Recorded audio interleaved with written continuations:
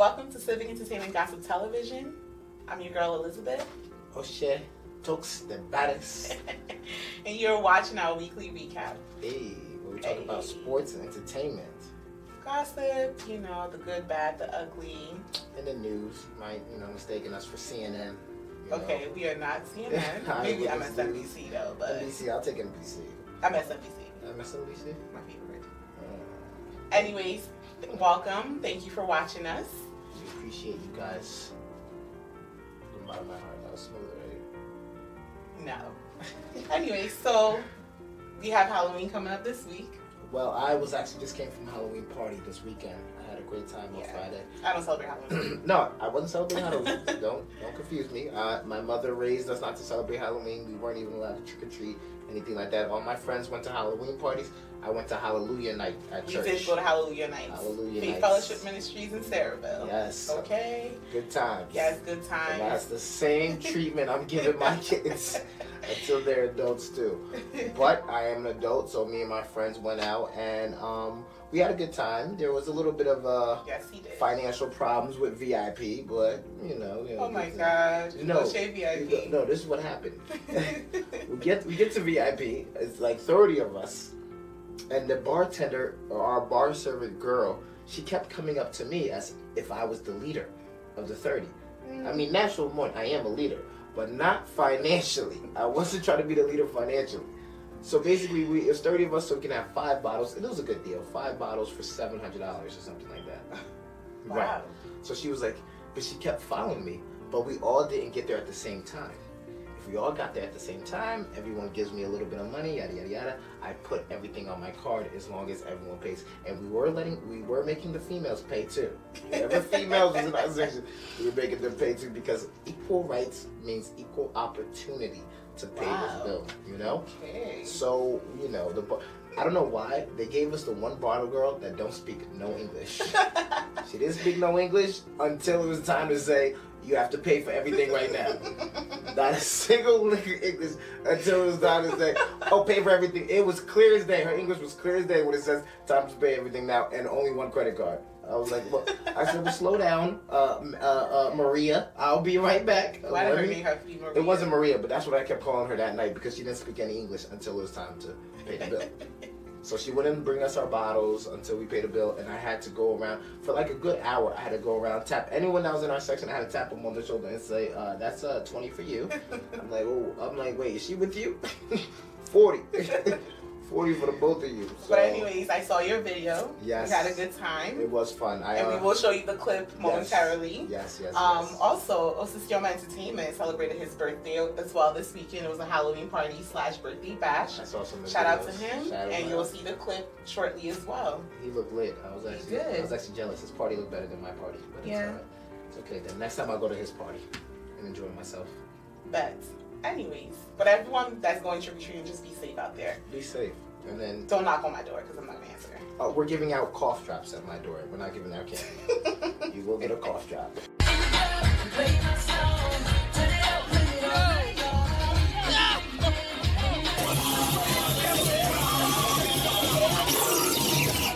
How many bottles will pop into your hands? You want to mask yourself? Nah, wait. Ladies! Hey! I'm asking! Hey! Follow the leader! Hey! Anyways, so moving on. It's been a crazy week. It has. So the past 72 hours in the United States have been filled with 3 hate crimes. 3 major hate crimes. And it's not just against black people, it's against everyone. Yes. So the first case comes from Kentucky, where we have Gregory Bush, who's a 51-year-old white man who attempted to enter a predominantly black Baptist church in Kentucky. So he had no luck. He tugged at the door pull. The doors were locked. So he said, okay, great. I'm going to go to a store, where he shot 2 African Americans. Yeah. For no reason. Dead. For no reason. I don't know how they even got a thrill from that. That doesn't even make sense to me. But of course, they threw the mental health card. So he has a history of mental health and a criminal record that includes domestic violence. So these people are a little, wacky. When you say domestic violence, that means he was like beating up on women, right? Well, it has to be domestically, like maybe a spouse, something like that. Yeah, domestic violence. So you don't think he's gonna get any jail time for? I don't know. They're already saying he has a history of mental health, so I'm sure they're gonna throw that card in somewhere. But we'll see. Don't let me. He killed 2 people. Yeah. Something has. He has to pay for it. Don't let me be the judge. I'd be like, deuce. Take your mentally retarded ass to jail. Anyways, so our second case comes from the Florida man. Yes. Caesar Sayok. He's 56 years old, and he sent 14 packages containing pipe bombs to people who do not like Trump. I'm surprised I ain't get one, but God forbid that's not my portion. But he sent bombs. These packages with pipe bombs to the Obamas, Clintons, Maxine Waters, just to name a couple of people, even to CNN. Got some even to CNN, yes. Some bomb to my president, Barack Obama. Right, my president. My president. But apparently they were able to discover who he was through his fingerprint. So his fingerprint was found on Maxine Waters' package, and they were able to trace it to him. So he's in custody now, thank God. And and if you see these video clips they have of him, his Dodge van, he had like pro-Trump stickers, FCNN stickers. He did not like CNN, he did not like them. Yeah. I don't understand why is it always the poor white people supporting like Trump and stuff? I know, these people are just like a little mentally off. But the funny thing is that they interviewed his cousin, who said he's always been a little like off his rockers. Yeah. This guy used to walk around telling people that he's Native American, and he's not. His father's Filipino, and his mom's Italian. So come on, dude. But he dated a Native American lady, though. Oh well, I mean, you dated her. That does not mean you're Native American. Well, by association, that means you're. He is not Native American. I used to date a Dominican girl, and automatically people used to think I was Dominican. Joe, good night. Anyways, yeah. So he's been a little off his rocker. He's seen in the gym. He never works out, but he'll take like hours-long showers in the gym. You're in a gym, but no one ever sees you work out, but you're always taking showers. So he was homeless. These were indicators that he was homeless. Of course. He was also seen in a public beach taking showers outside. Those outside shower things to wash down from the sand? Yeah.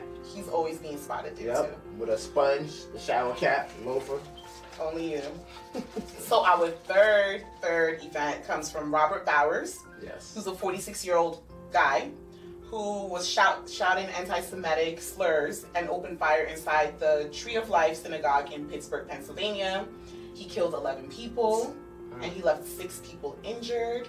And social media does say a lot about you, Yeah. So they were saying how he's always expressed great disdain for the Jews on his social media. Why? Does he think he's doing God's work? I don't know, but he doesn't like the Jews. What state was that in? Pennsylvania. But Pittsburgh is a very well-known, city.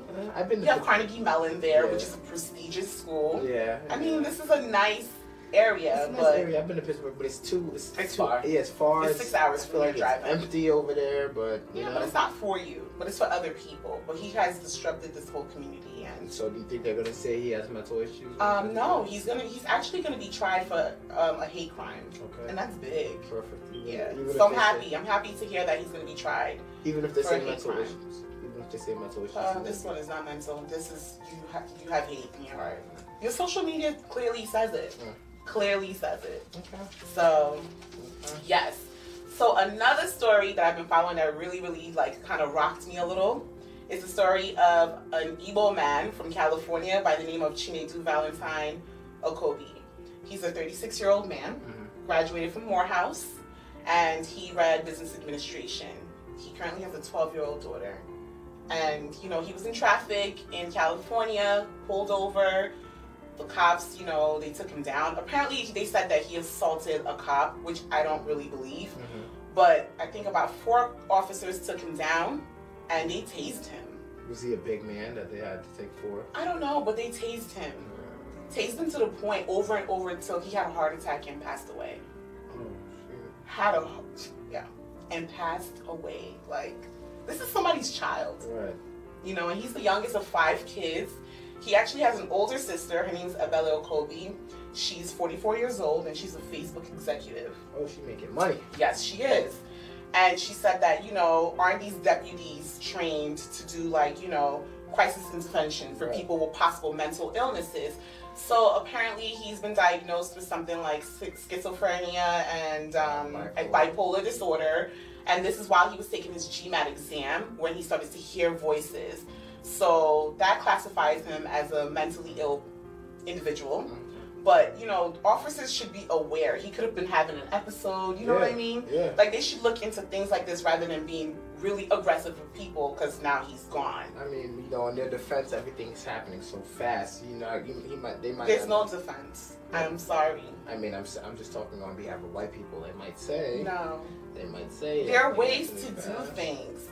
This is a guy that doesn't even have a criminal record. That is true. No outstanding warrants. You know, he comes from a really good home. You know, and this is the thing that his sister feared, because she has young kids, a young family, and she feared raising a black man in the United States. She moved her family to London 4 years ago, and what made her, like, what really, really prompted her to do this was when she first had her son. I think he was about 6 pounds, something ounces, and the first thing the nurse said was like, oh my God, he has big hands. Yeah. Maybe he could be a football player. And she's like, why can't he be a surgeon? Why can't he be a pianist? You know, things like that. We automatically classify a black man with certain physical features with being an athlete, which is wrong. Yeah, no, you know, so she took her family out of the United States because she feared ever hearing news that she would lose her son to, you know, all these cops and things like that. So when she got the news about her brother, she was like distraught. Yeah, you know. I would have been distraught too. And what about his mom? So I read somewhere that his mom was actually watching the news when she heard about another black man being killed by a police officer. Then when they said the name of her son, that was it for her. Yeah. Imagine a parent hearing that about their child on the news and not even know. My mom would die. My mom would faint. You know? Yeah, especially with 2 boys. And I have 2 nephews also too, so it's going to be hard, you know, teaching them the ways. Yeah. So that's what's been going on. That's really made me angry. Yes. Why don't you talk about what makes us happy? Happy? Yes. Well, little things make me happy. But anyways, in entertainment news. Yes. Dancehall artist Spice, whose real name is Grace Hamilton, you guys can Google her. She addresses colorism in her latest controversial video. And in this video, well, the song's name is Black Hypocrisy. So in this video, she addresses colorism within blacks. You know, she's a darker skinned woman.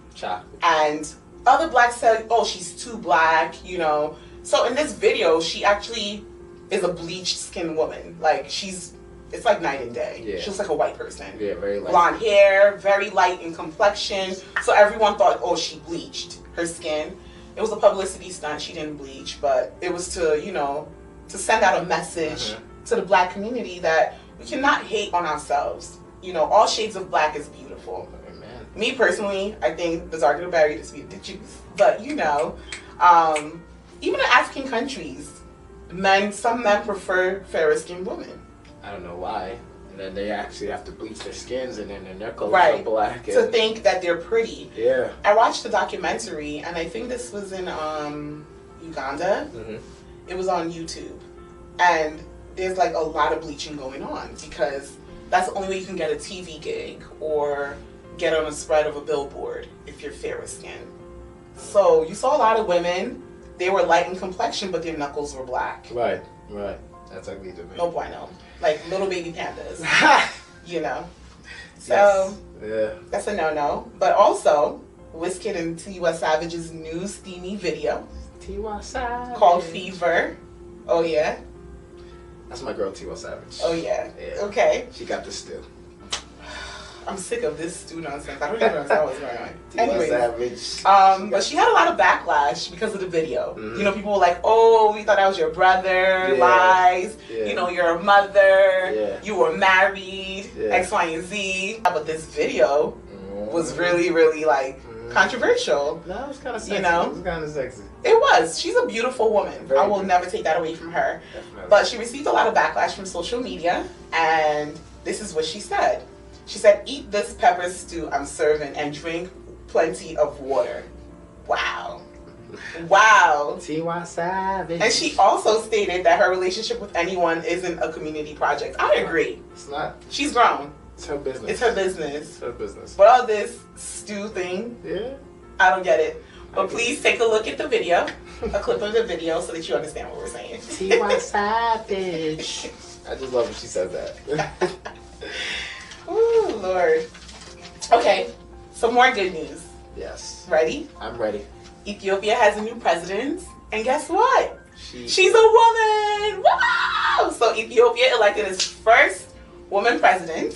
Her name is Sahle-Work Zewde. I'm so sorry if I butchered your name. She's 68 years old. Zewde. 68 years old, and 68? She's 68. Kind of old. She's not old, but she has a lot of experience. But we're not discriminating. She has a lot of experience. Not against age. She was a diplomat and a senior official at the UN. Oh. So I think she's very competent for this position. Okay, so she has... With her experience. She has a work experience, okay. Yes. All right. So she gets my vote. I'm not an Ethiopian, but she already gets my vote. I mean, we have to vote. You know, we have to vote for her because it's change. It's change. But that's what Africa needs, though. Africa does need change. You know, only if Nigeria will allow something like that, but we have a long way to go. But yeah, so 50% of her cabinet consists of women. Yes. Yes, with ministerial roles, positions like Minister of Defense and Minister of Peace. So wait, she did that? She made sure that there was women on her... Absolutely. Absolutely. Interesting. But you know what's funny? A lot of people are hesitant in voting women into office because they think women are very emotional. You know, she might... And that we make rash decisions. Yeah. But I feel like women, we see the full scope of things and we're able to govern like that. You know? I mean, I hear what you're saying, but I don't want a woman president just getting upset about her man and then blow them all. Yeah, blow up the whole country. I don't think we're like that. We're not that irrational. He cheated. And then everybody blows up. That's not true. I feel like countries would move forward if women. If a woman was president. I truly believe women are a little smarter than men when it comes to handling situations and decision making. We're very organized. Yes. And we look at everything before we make a decision. We don't just look at something and make, oh yeah, this is this. No. That's true. Let's leave relationships out of this. Okay, fine. Whatever. But everything else, like in studies, we're good. We're very, very organized. That is true. Most women. That's detailed. That is true. Okay. I'm glad you agree. I'm happy for Zewde. I'm glad. Hopefully she got a lot of shoes to fill. We're watching her like this. This is how we're watching her. We're looking at her with one eye the whole time. So hopefully she doesn't mess up, and hopefully she does a very good job. We are proud. Yes, definitely. And the Prime Minister of Ethiopia is a man. Woo-hoo! Go girl. So that made me very happy. Yes.